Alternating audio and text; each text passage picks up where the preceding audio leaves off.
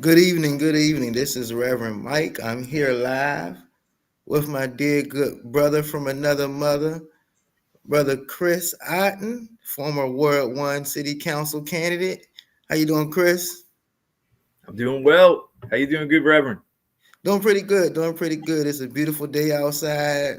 You couldn't ask for a better day, actually. I thought it was going to rain, and the rain didn't come, so it's pretty cool. Why don't you go ahead and introduce yourself to everybody? Well, my name is Chris Otten, at Rotten Forever. Just tuning in to DC's amazing series of news and events and things happening. There's so much to talk about. I'm glad to be here talking about it with you. I've been in DC for 25 years.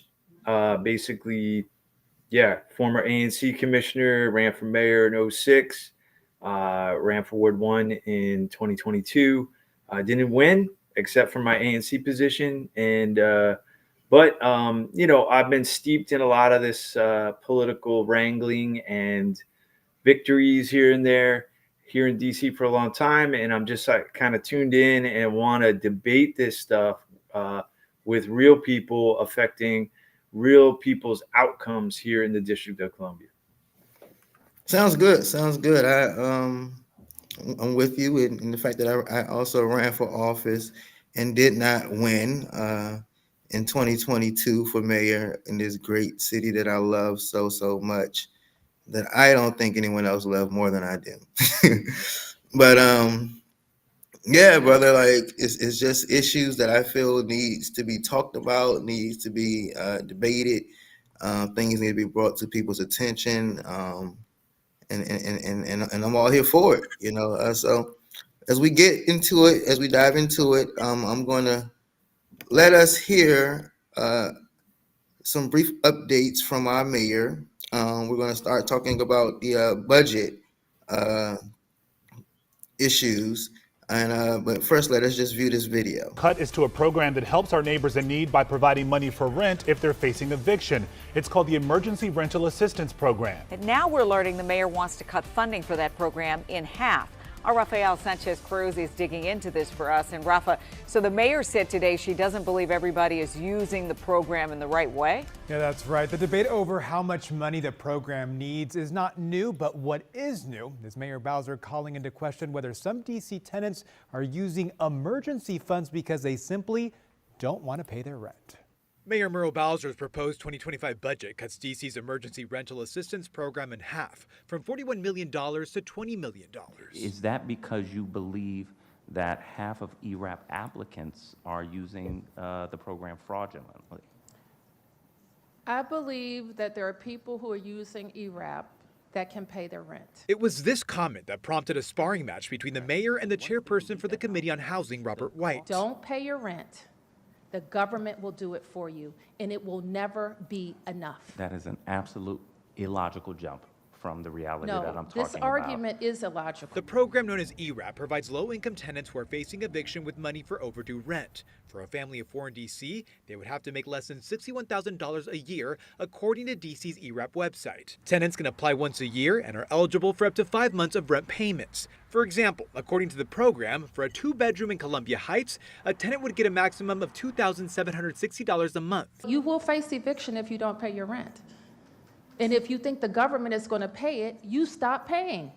I think you need to have more conversations with people struggling in this city, Mayor. When ERAP applications opened in January, 3,500 people applied in 4 hours. The high demand led to the website crashing for applicants like Assam. You keep saying the maintenance issue, and everybody was freaked out. Bowser's current budget proposal gives ERAP $12.6 million more than before the pandemic. Last budget cycle, the mayor proposed $8 million. The council brought it up to $21 million. DC officials say the ERAP program would need up to $100 million of the budget to meet the city's current yearly demand. As the debate over the dollars continues.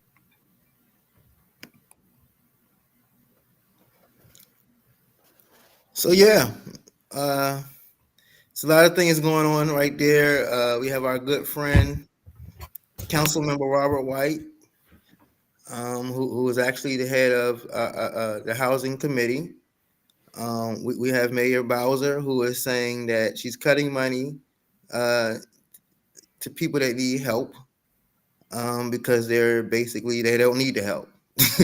They just choose not to pay the rent, and and they want the city to pay it.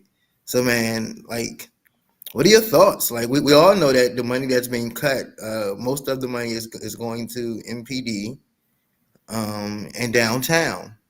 So, what are your thoughts on all of this?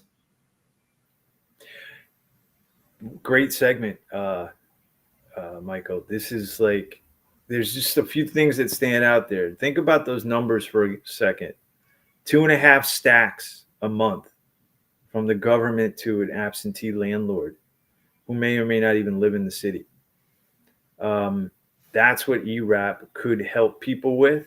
But doesn't that just, I mean, right there, that just shows you how extremely unaffordable the district is right now, where the city, in order to help people, have to put up 2.5 stacks a month.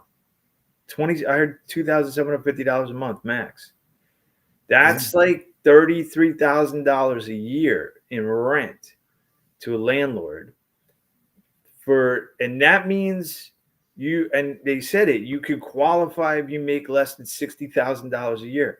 The skewed definition of affordability is so off the charts in this city, and what it means, what real people are making here. The minimum wage in DC is $17 an hour. That's $32,000 a year. So you're not supposed to be paying more than a third of whatever you make. And if it's affordable rent, you're supposed to pay no more than a third of what you make. So an affordable rent for somebody making minimum wage would be about, let's say, if they're making 32,000 a year, they'd be spending about, 10,000, right, a Right. year on rent. And so 10,000 a year on rent, that's like less than 1,000 a month, right? That's like about $850 a month.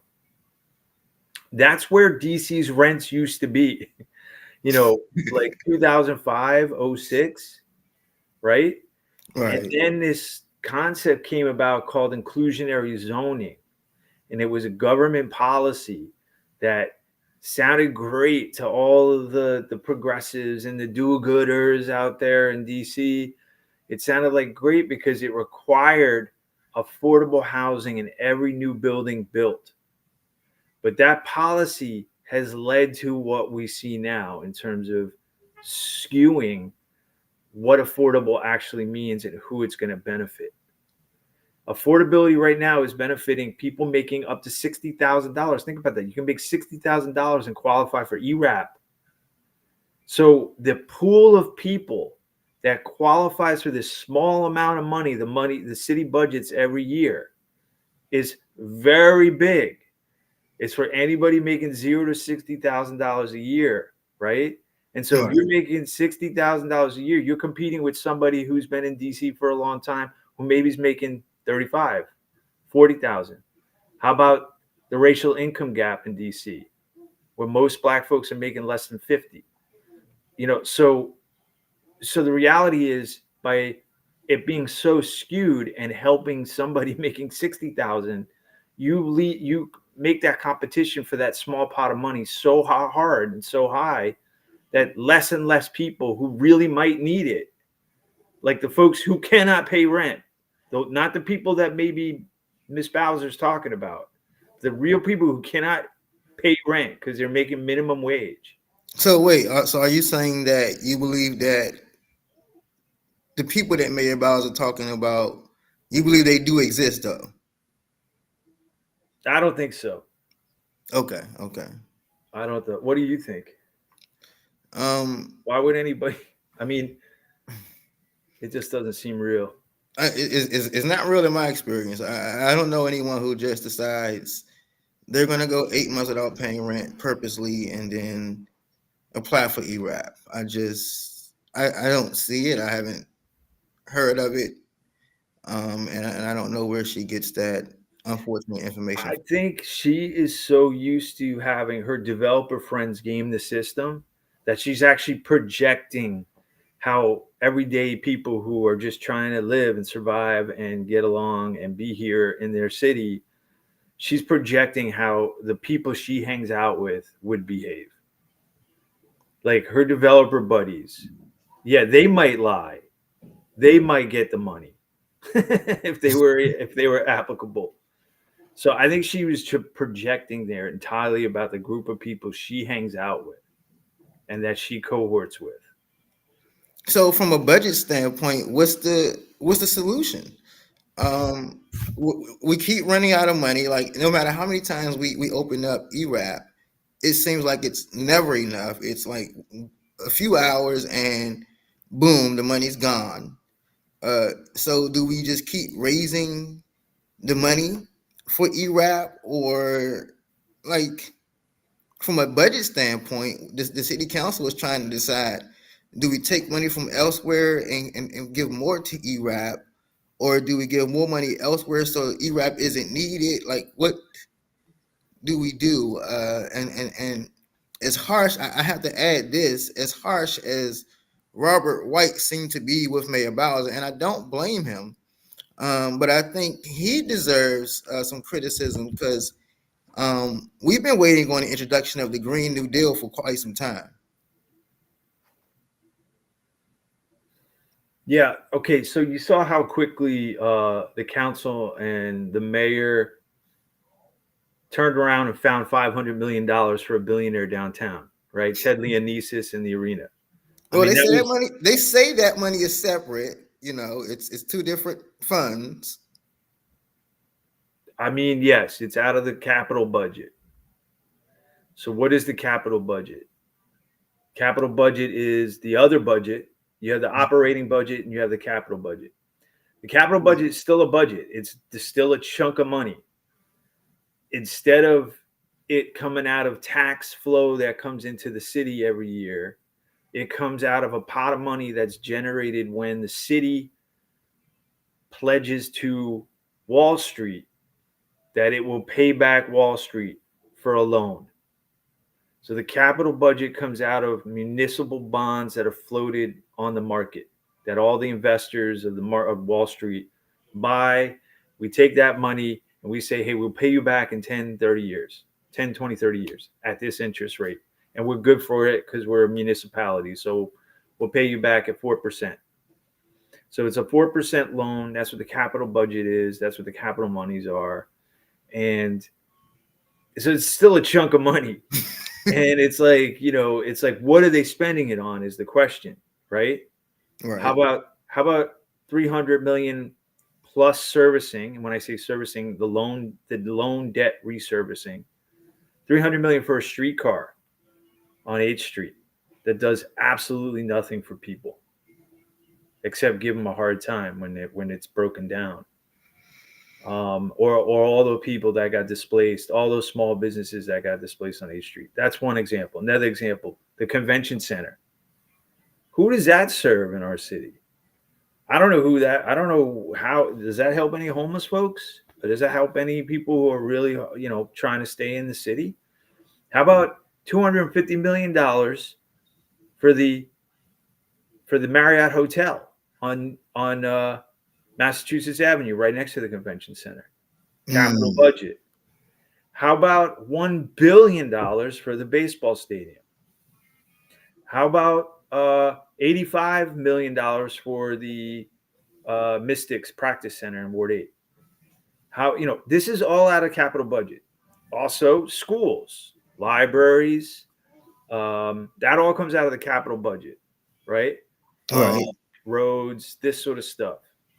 And then the operating budget is like for maintenance and all of that. But to build the stuff, it comes out of the capital budget. We borrow money to lay a chunk of that money down to get a contractor, insurance, and to build the darn thing.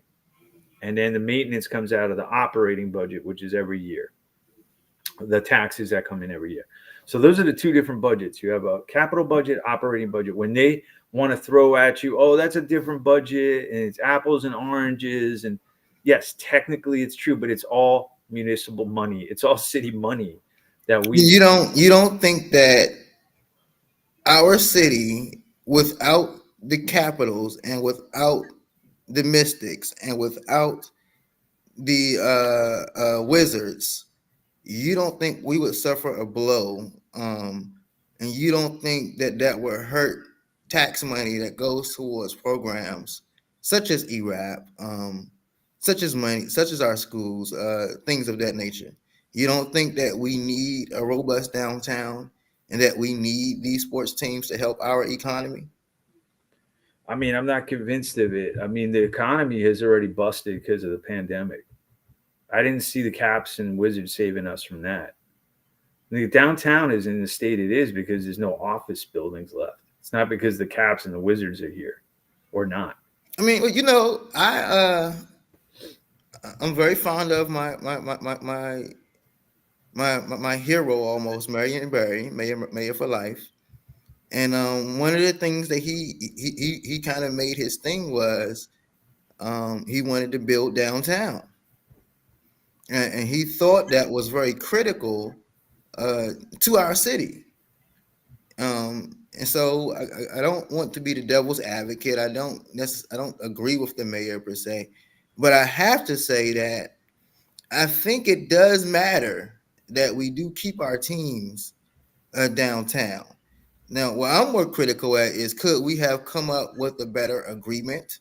At one hearing, Councilmember McDuffie asked a question, and he said they went out and made a deal in Virginia that got turned down, and it seems like we should have been at a very better negotiating place at that point. So he doesn't understand why we have the deal that we have, and it's not better. So I kind of agree with that, where I don't think the mayor and her team did a great job of negotiating for our city. But I do think that we do need our teams downtown.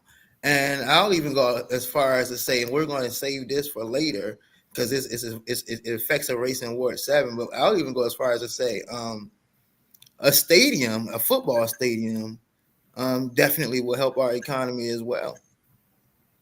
It's just not proven in the facts. I mean, I'd like to see more evidence, but imagine this. Let's say the Caps and the Wizards did leave. Imagine that's our stadium, right? The city built it. So imagine how much economic activity would regularly happen if we had all the high school teams down there every weekend playing or during the week, like Dunbar versus Eastern, whatever. Like we just have like, we have it like it gets real at the Cap Center at the arena for our people and for our teams, and we manage it. I think as much economic excitement and activity would happen if we promoted from our own people and our own teams. And frankly, like I don't know, yeah, some of the bars get help, some of the restaurants get help down there, during game night. But a lot of those folks don't even live in DC. Like I Right.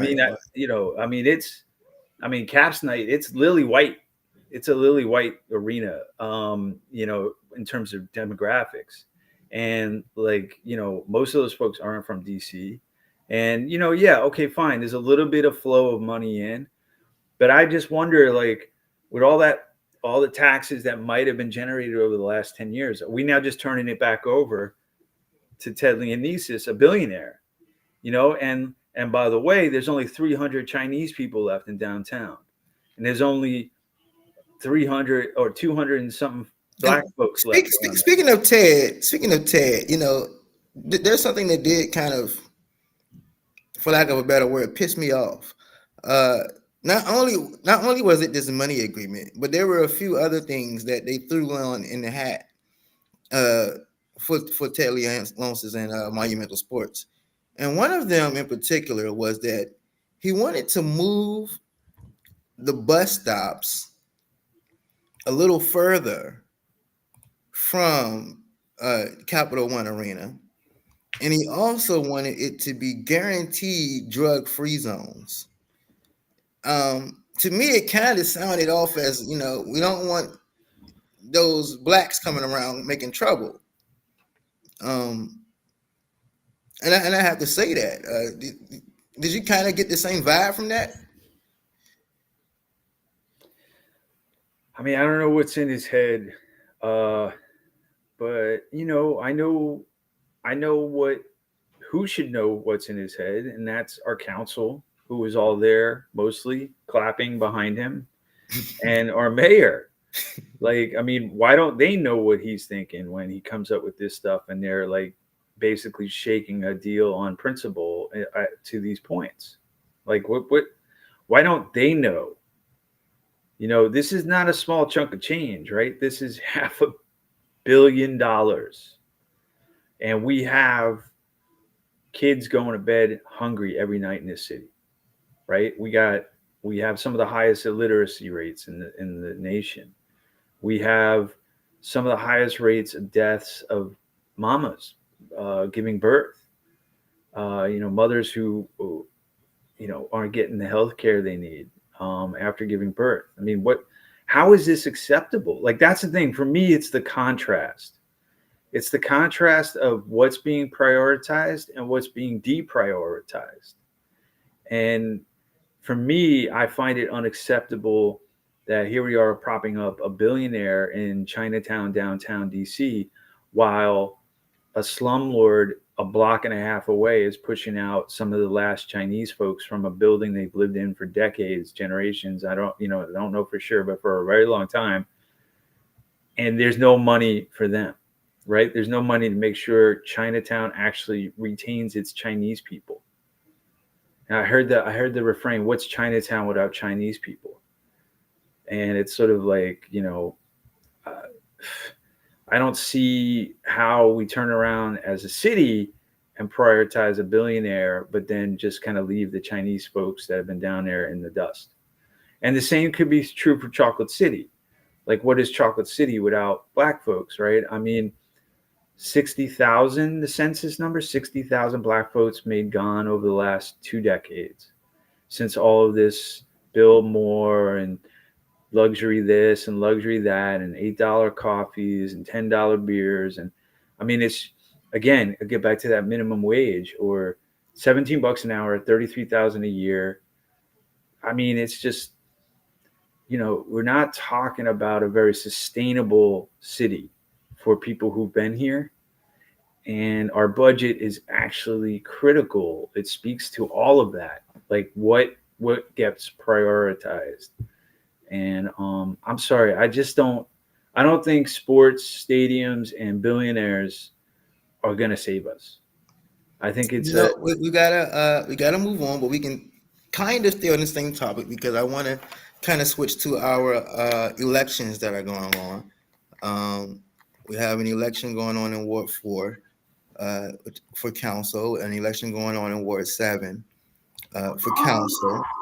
Um, and we also have our at-large race with Robert White and Christina Henderson running as well.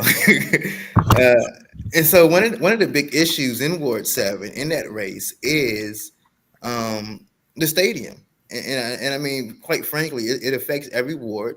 It would have to be voted on by every council member and signed by the mayor. So one particular candidate, Ebony Payne, is definitely, and that's Ebony with a Y, is definitely um, adamantly seems to be opposed to building a stadium.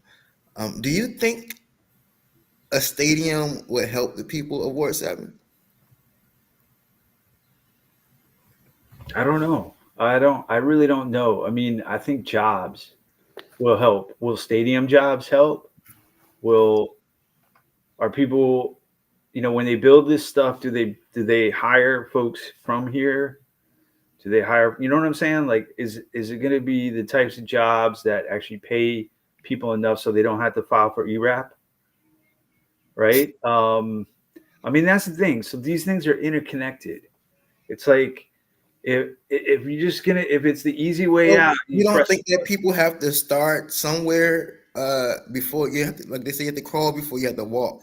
I know that when the National Stadium came, there were a lot of friends and family that I had that were excited that they finally got a job. And even though it was at the National Stadium, they appreciated it, and you don't think that bringing the glory days, quote unquote, back, and bringing the team back to DC at FedEx, at the site of FedEx Field.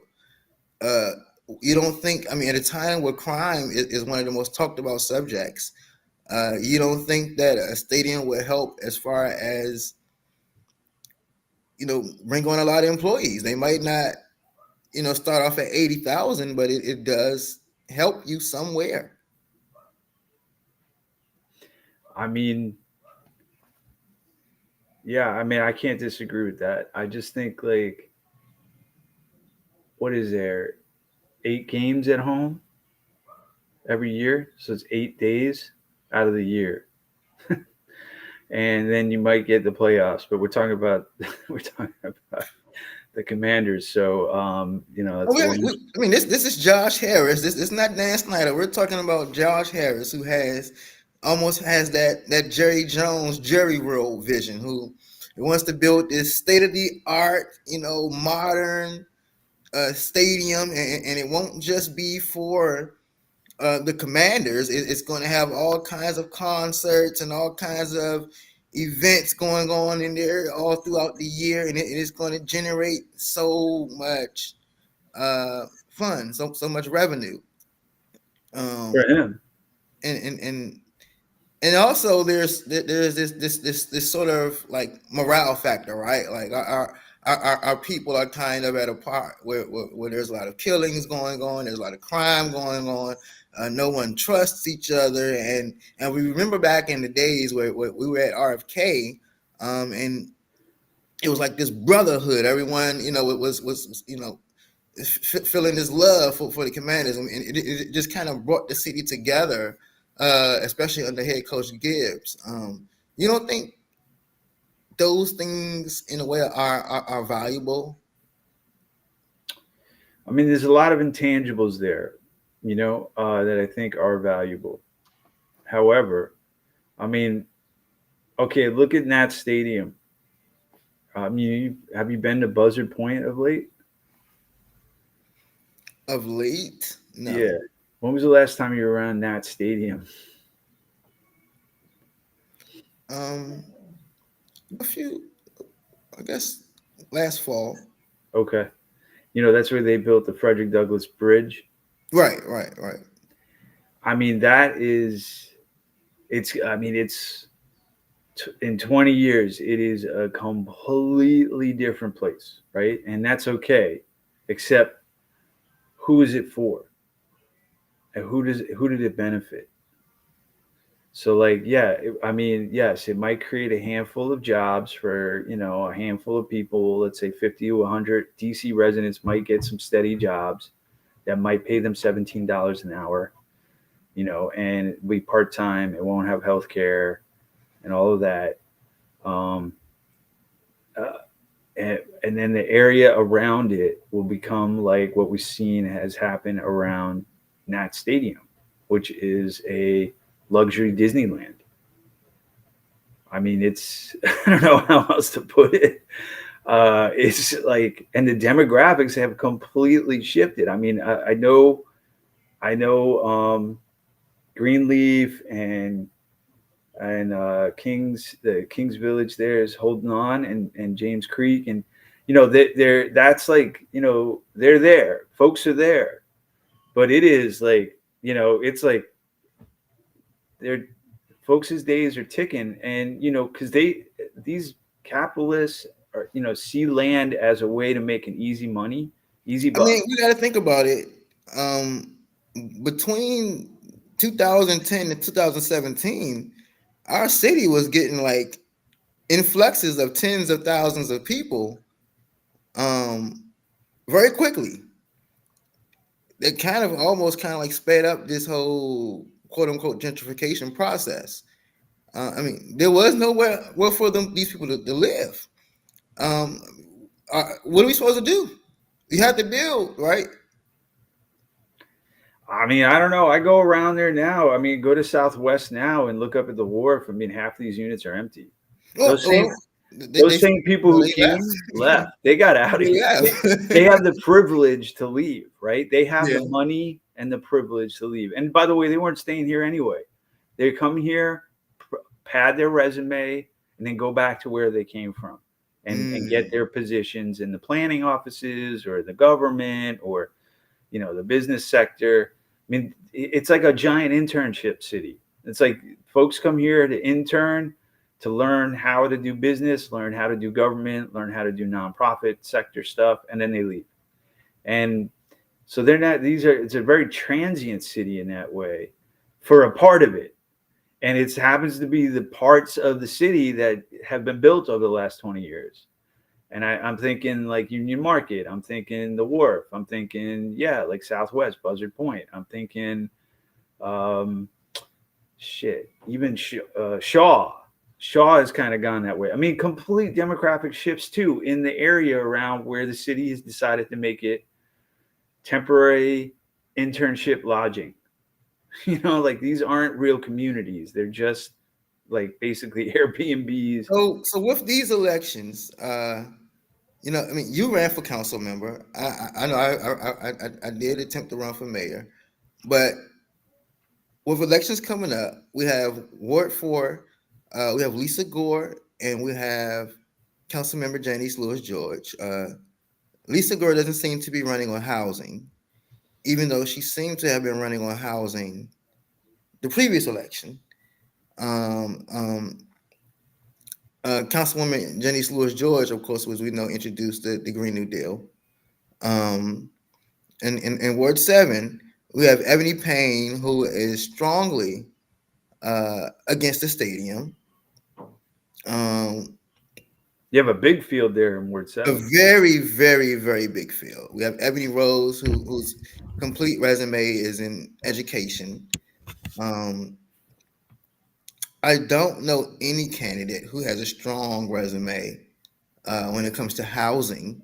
I think the outgoing council member probably is the strongest.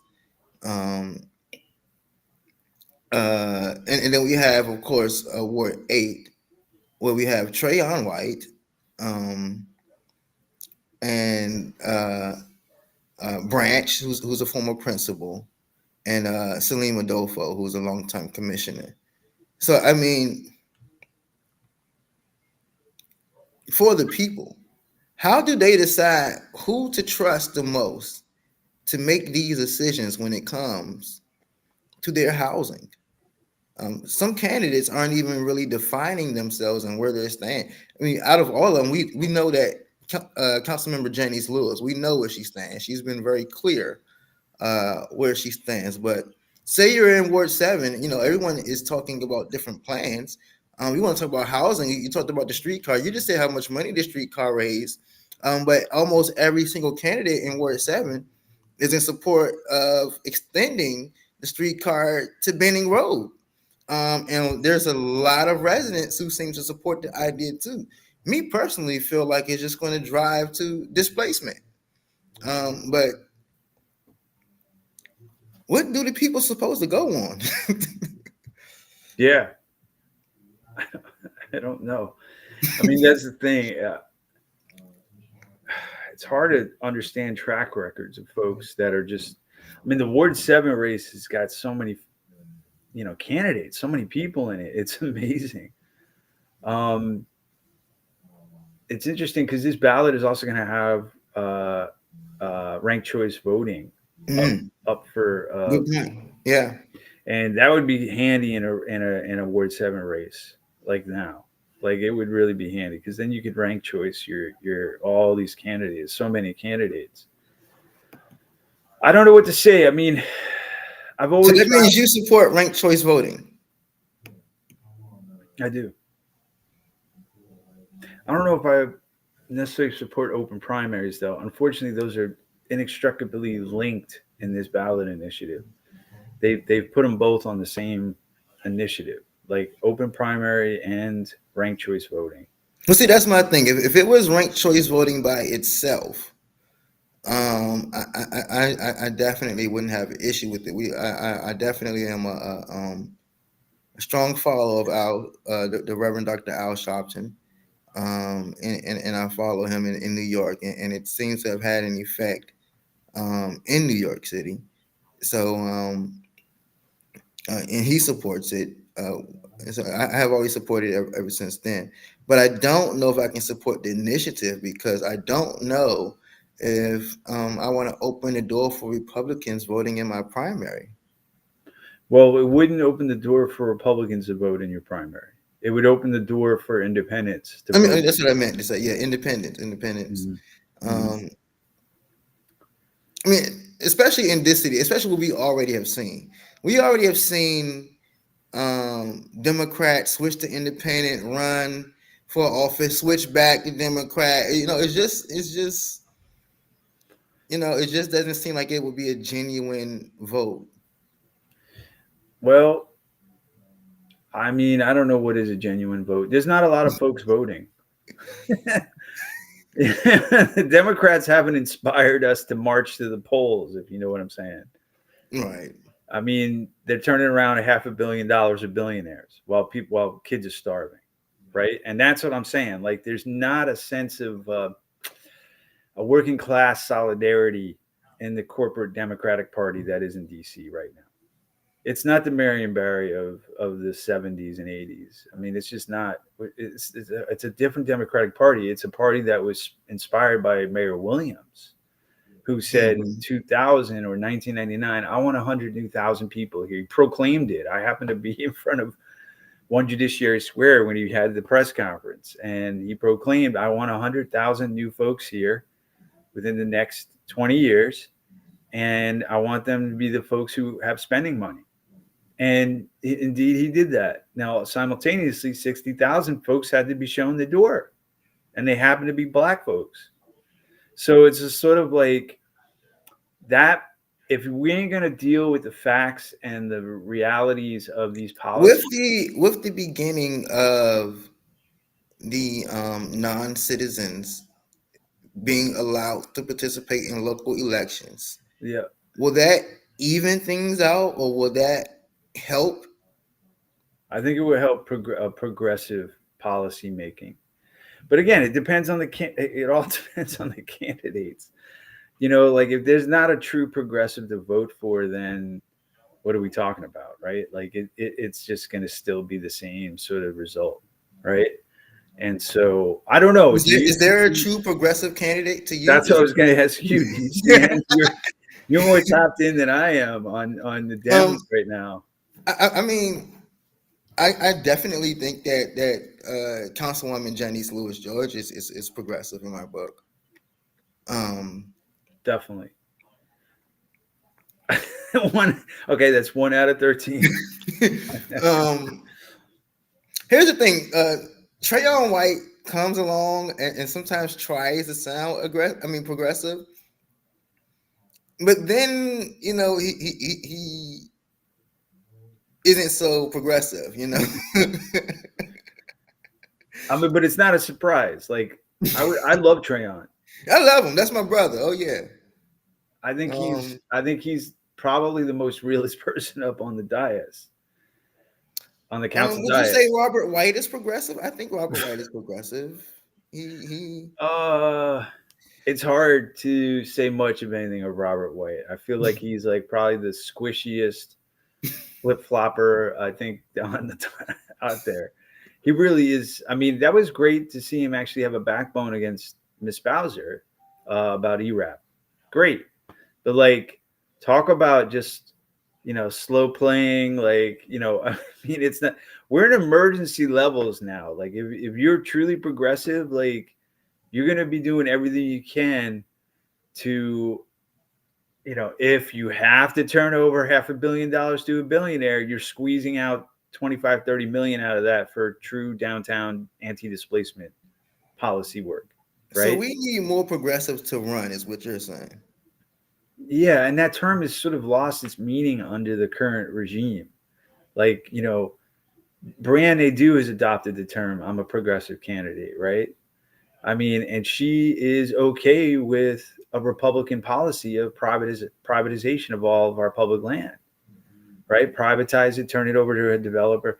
It's weird. The council members have decided that privatizing land is a way to go to kind of be king and queen maker of the developer community. Like they get to pick who's gonna get our land, and let's try to like eliminate public input on that whole process, and Mm-hmm. do everything around like just turning over our assets to private hands who have no real stake in our city. It is just a deal.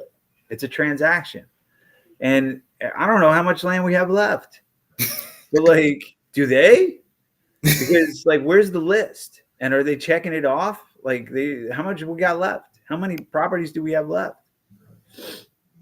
So I'm going to switch it up here. I just want to hear your thoughts really quickly on Secure DC.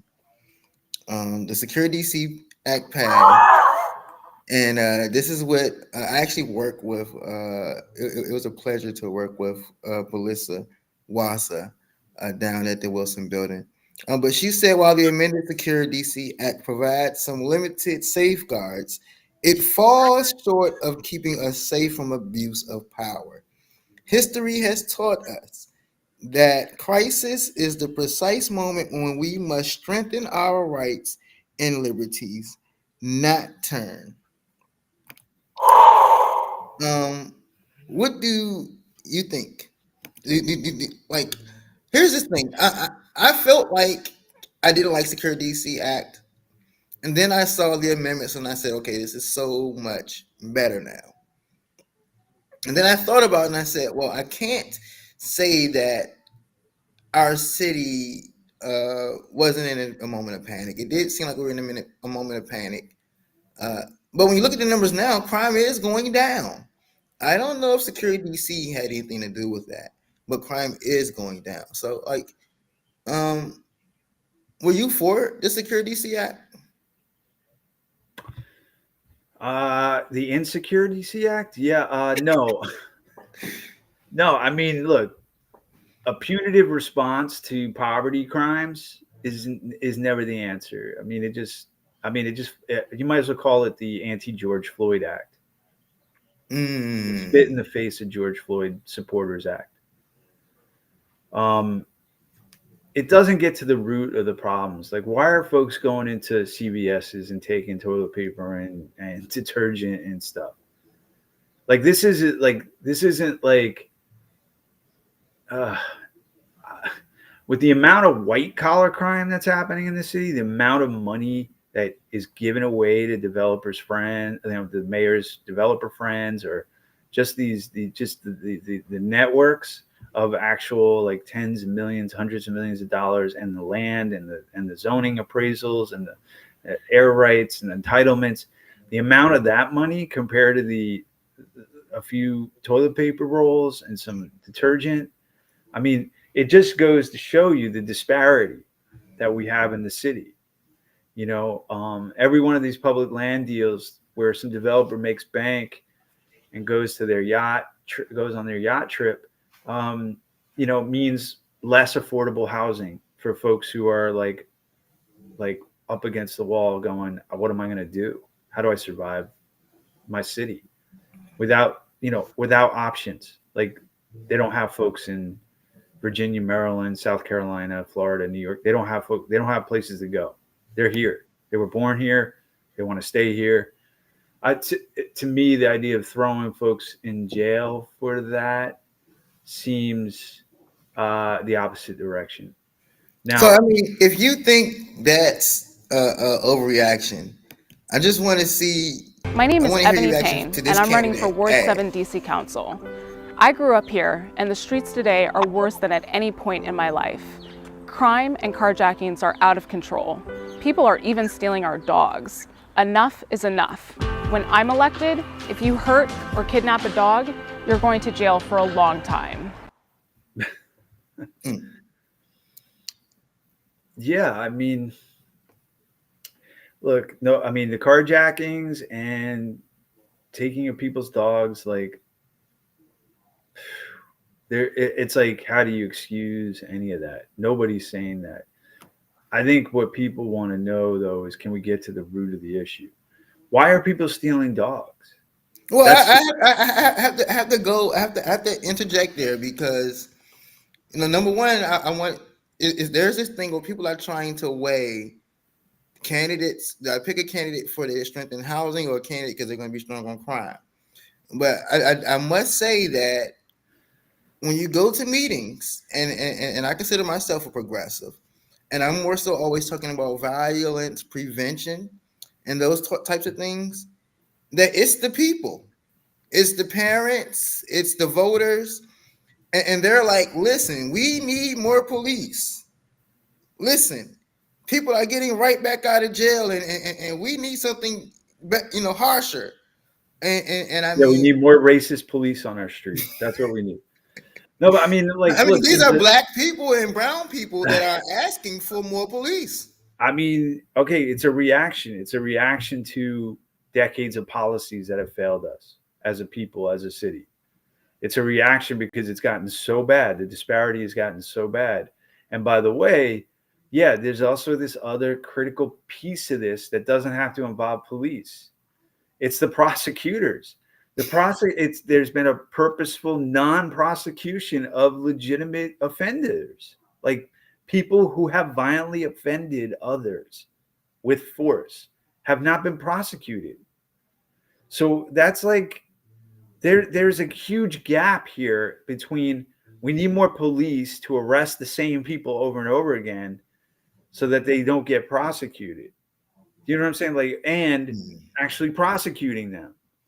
Or how about actually getting people affordable housing and real jobs that will pay the rent? Well, that's why I brought up Lisa Gore earlier, because Lisa Gore, when she ran for council at large against Anita Bonds, she heavily criticized Anita Bonds for her housing oversight. And she talked about the work that she did with HUD and how she'd be great for housing. Well, now her theme seems to be tough on crime. So do you take someone like Lisa Gore, who has the housing experience and who's going to keep you safer, over a progressive like Janice Lewis George, because she can, it's like, so how do you weigh this thing? I don't think Lisa Gore is going to keep anybody safer. I mean, that's the thing. Like, neither is Janice. I think it's a question of it's been so far off base.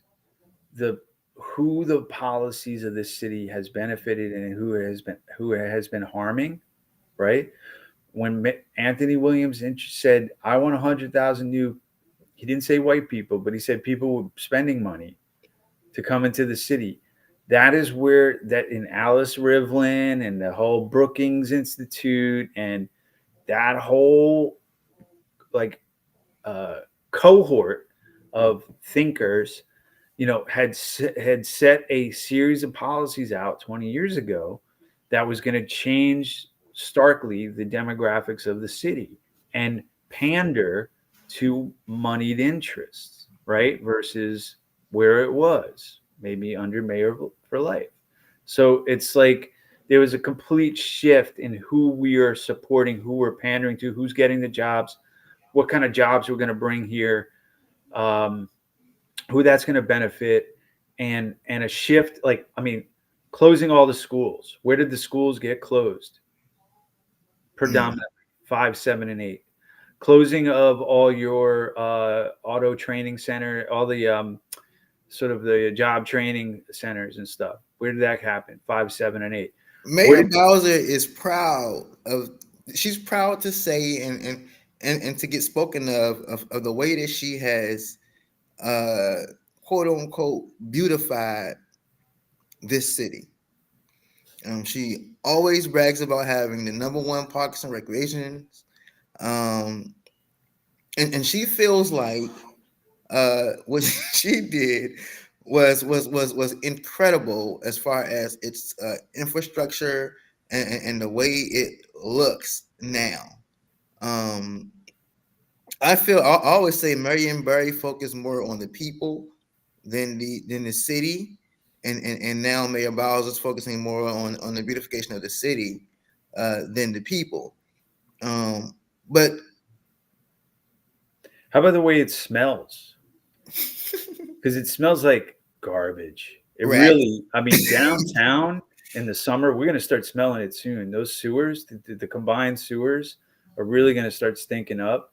And all the dog parks and those garbage cans are in there. Yeah, that's real beautiful, but it stinks. I mean, that's the thing. It's like Do closing. you think this city could be where it's at now had it not been those influx of people that Mayor Anthony Williams? Do you think that we would be as attractive and as great and as thriving, always finishing with the surplus? Do you think that we would still have been that city had we not followed through with Anthony Williams? I mean, I don't know what city you're talking about. It's a tale of two cities. Yeah, I mean, if you're talking about that white people's income has multiplied by 500% over the last 20 years, while black folks' income have stayed the same or gone down, like, is that the city we're talking about? Because I lost a lot of my friends. Adams Morgan has gone through a humongous several waves of gentrification over the last 20 years I've been here. Most of my friends are gone. They can't afford it anymore. I'm broke, so like I'm able to stay because I happen to have help from the city. Like, like I guess I'm one of those people, game in the city, and I have my teeth to prove it. And all of that. And I mean, I'm just sort of like I'm puzzled by the spin and the propaganda that says we're doing great, but yet I look around and I see my friends and family and people I know and love who are struggling more than ever, and it seems to be getting harder and harder to get help from the city. That the people who do get help from the city, and by the way, deservedly so, for the systemic racism that has existed in this country, let alone this city, for hundreds of years, people are owed this help. Okay. Chocolate City is owed this help, period. Like, no questions asked. So when I see the disinvestment in the black neighborhoods of DC, the closing of libraries, I mean, Anacostia and Benning didn't have a library for 4 years. They did not have a library for 4 years. Well, now you know how I feel about Potomac Gardens, and the library right there, Eastern Market, is now closed for renovation for who knows how long. Mm. At Southeast Yeah, Library. yeah. Yeah, yeah. I mean, so I guess, and that's the thing. Like, I don't even know if there's going to be interim services. But like, there was no interim services for Benning and Anacostia, right? So you imagine, for 4 years as a child, as somebody in the community, you don't have a library for 4 years. That's an entire high school career. I mean, Yeah. so that type of disinvestment that's targeting certain communities, right, is, to me, that's the two cities. Like, yes, okay, you beautified Union Market. You've also destroyed the place where all of the other businesses in the city like would get their stuff from for cheap. It was like the wholesale market, right? Now, where is that wholesale market? Where is it now? I saw In a New York. gigantic truck coming down the street the other day, because there isn't a place for gigantic trucks to come in off the highway off New York Ave, drop their Mm. stuff off, and get back out of town.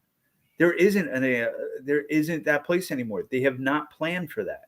They have planned for luxury Disneyland 2.0. I mean, here it's another one. So you got around Buzzard Point, you got the wharf. We're up to actually 3 or 4.0, frankly. Union Market is like, it is completely different. Completely different. A policy, 6,000 new housing units there. 6,000. Guess how many quote unquote affordable family size units they brokered, the city brokered away and giving away all those air rights at Union Market?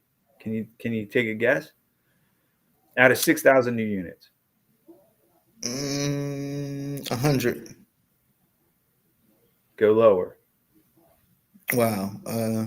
30. Lower. Wow. 10. 10. You got it. 10. That is crazy. 10 family size, so 3+ bedrooms, affordable units. Wow. 1,000 hotel rooms. 1,000 hotel rooms in addition to the 6,000 new luxury units. I mean, to me, it's purposeful policy, and so when I see folks like Robert White and Kenya McDuffie, say such great things from the dais, they know these deals are going on. They're in the center of them. They're the ones who, they eyeball this stuff. They know it's happening, just like the rest of us. And so, for them to be satisfied with this, to me, is the reality of what we're dealing with. So you know what? We got to make we're going to get somebody from the council on this show. we have to, and we got to start getting some answers from them straight up, face to face. But before we go, we're ready to close. This is our conclusion of our very first streaming of the People's Show, the People's Voice. Do you have anything to say for your last second?